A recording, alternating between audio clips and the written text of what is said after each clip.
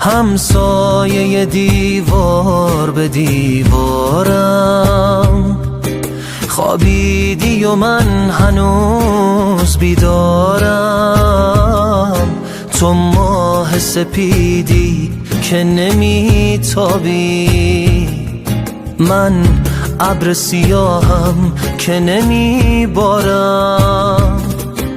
بی ربط ترین آدم دنیامی، مربوط ترین عاشق چشماتم.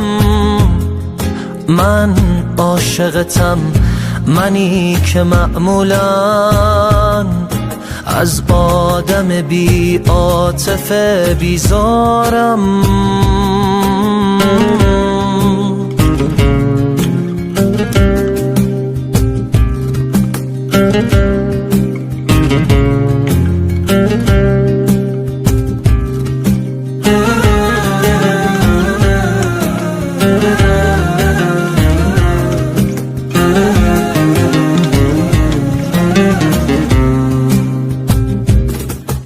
از خونه من تو چقدر راهه، دیوار من انقدر کوتاهه، انقدر که وقتی که تو خوابیدی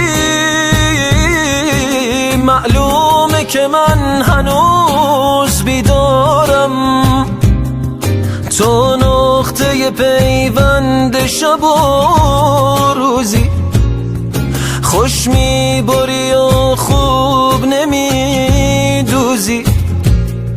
روزم به شبم دوخته شد با عشق، تا صبح به هم پلک نمیذارم، تا صبح به هم پلک نمیذارم.